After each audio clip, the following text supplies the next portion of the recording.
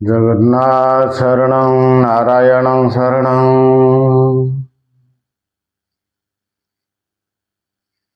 बरहा पीडनट पोरपु कर्णय कर्णिकारं बिभ्रतवासं कनककपिशं वैदयञ्चीश्चमालं रन्ध्राणवेलुहरसुधया पुराणं गोपवृन्दै वृंदारण्य सपदरमणं पाविशदं गीतकीर्ति जा श्री स्वयं सुकृति नाभिवन सुम लक्ष्मी कुत देहदेश बुद्धि हदा हदा कुलजनम प्रभव संलज्जा तां तां नतस्तं परिपालयं देवी विष्णु। जगन्नाथ शरण नारायण शरणम कार्यक्रम को आपण मानक स्वागत। नंद हृदय नंद चंद्रमा मु वंदना करुछि छंदा चरण नंद हृदय नंद चंद्रमा मु वंदना करुछि छंदा चरण नंद हृदय नंद चंद्रमा हे सचितानंद हे बाल मुकुंद हे सचितानंद हे बाल मुकुंद इंदिवर नेत्र राधारमण नंद हृदय नंद चंद्रमा मु वंदना करुछि छंदा चरण नंद हृदय नंद चंद्रमा पंदर नेत्र पुरंदर वंदना करन्ति पयर रम्य वृंदावने विहरि श्रीहरि रम्य वृंदावने विहरि श्रीहरि यशोदा मार हृदय चंदन नंद हृदय नंद चंद्रमा मु वंदना करुछि छंदा चरण नंद हृदय नंद चंद्रमा बंशी बाई से नंद चाट गोपी माने कलचट बंशी बाई से नंद चाट गोपी मन कलचट कालंदी कुलिया कदम्ब मूलिया कालंदी कुलिया कदम्ब मूलिया कोटि कंदरप शोभा निंदन नंद हृदय नंद चंद्रमा मु वंदना करुछि छंदा चरण नंद हृदय नंद चंद्रमा मंदर पर्वत धारी कुबुजाकु कल सुंदरी मंद बुद्धि कंस बंदिरु जनमी मंद बुद्धि कंस बंदिरु जनमी छंदु जामलाकु कल तारण नंद हृदय नंद चंद्रमा मु वंदना करुछि छंदा चरण नंद हृदय नंद चंद्रमा। आपण गोटे सुंदर गपटी से कृष्ण नाम विषय गोटे गाँव रे अनेक साधु सन्त महात्मा माने यज्ञ करुथिले सेमाने गछ पत्र रे चंदन रे कृष्ण नाम लेखि पूजा करछांती से जगहटी गाँव किछि अनेक दूर थिला बाहर थिबारु सेठी पत्र रे कृष्ण नाम लेखि एमिति यज्ञ ଆହୁତି ଦିଅନ୍ତି, କୃଷ୍ଣ ନାମ ଚାରିଆଡ଼େ ଲେଖନ୍ତି। କିଛି ଦିନ ଗଲା, ଜଣେ ଛେଳି ଚରାଳି ଛେଳି ନେଇ ବଣକୁ ଯାଇଥାଏ।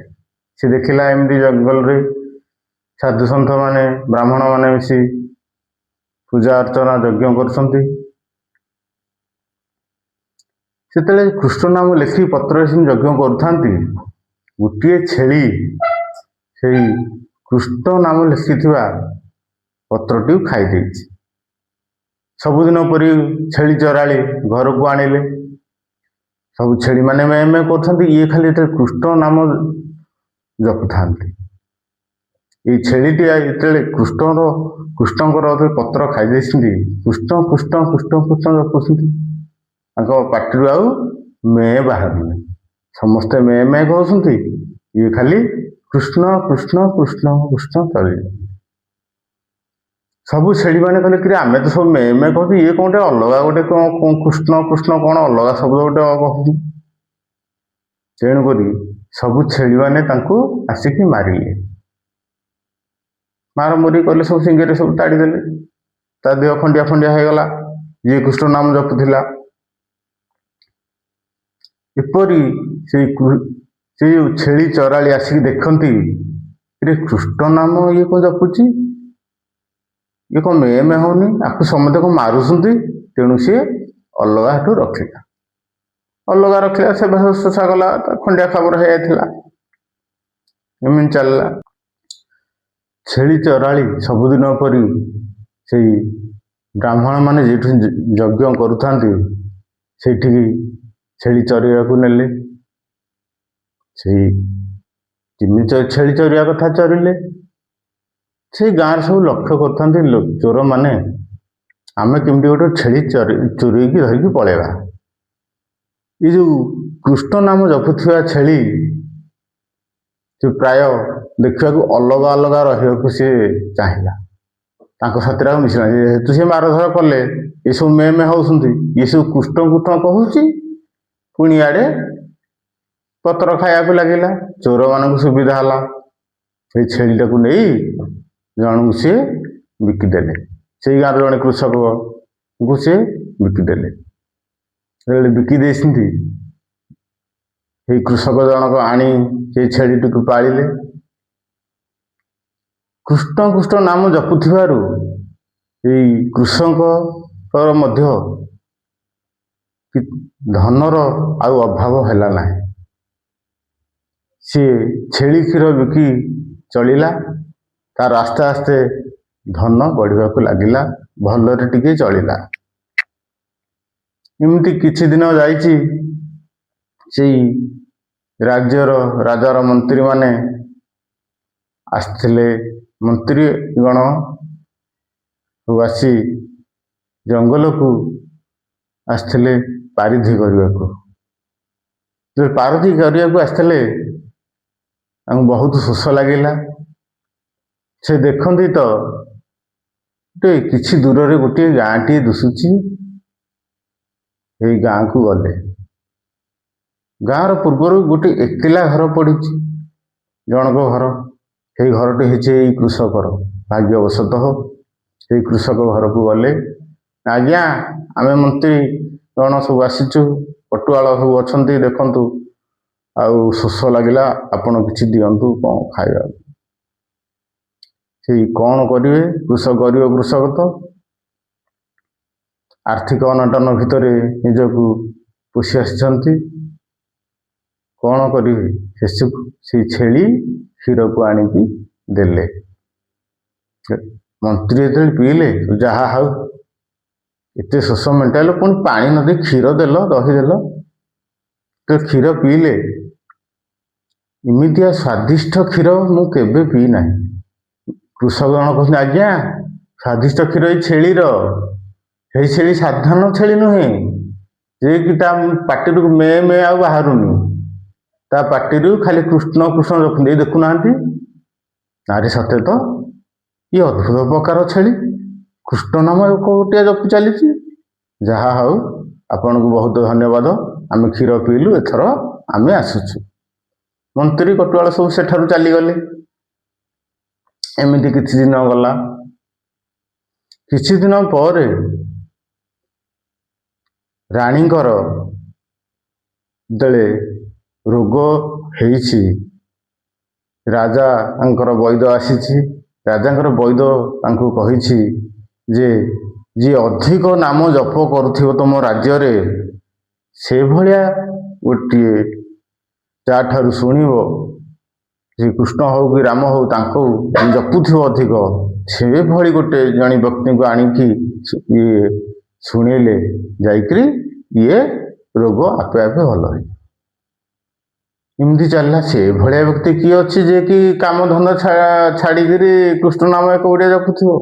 ପାଟିରୁ ବାହାରିଲେ ଖାଲି କୃଷ୍ଣ କୃଷ୍ଣ କୃଷ୍ଣରେ ମନ ଦେଲି ପାଦରେ କୃଷ୍ଣରେ, ତୋହରି ନାମକୁ ନୀତି ଧରି ଅଛି, ରଖିଅଛି ତତେ ମନ ମନ୍ଦିରେ କୃଷ୍ଣରେ, ମନ ଦେଲି ପାଦରେ କୃଷ୍ଣରେ। ଏମିତି ଗୋପୀମାନେ ଡାକୁଥିଲେ। କୃଷ୍ଣ କଥା ଦିନେ ପଡୁଥିଲା ମନେ, ଭାନୁ ଲାଗି ଯେହ୍ନେ ନଳିନୀ, ସ୍ୱର୍ଗରୁ ସଲିଳ ପଡ଼େ ରବି ତଳ, ତେସନେ ହେଲେ ଗୋପାଳୁଣୀ, ଉଦ୍ଧବ କହିବଟି ଗୋପୀନାଥଙ୍କୁ, କର ପଲ୍ଲବର କନିଷ୍ଠ ମୁଦ୍ରିକା, କଙ୍କଣ ହୋଇଲା ଭୁଜକୁ, ଉଦ୍ଧବ କହିବଟି ଗୋପୀନାଥଙ୍କୁ। ଗୋପୀମାନେ ଡାକୁଥିଲେ ଏମିତି।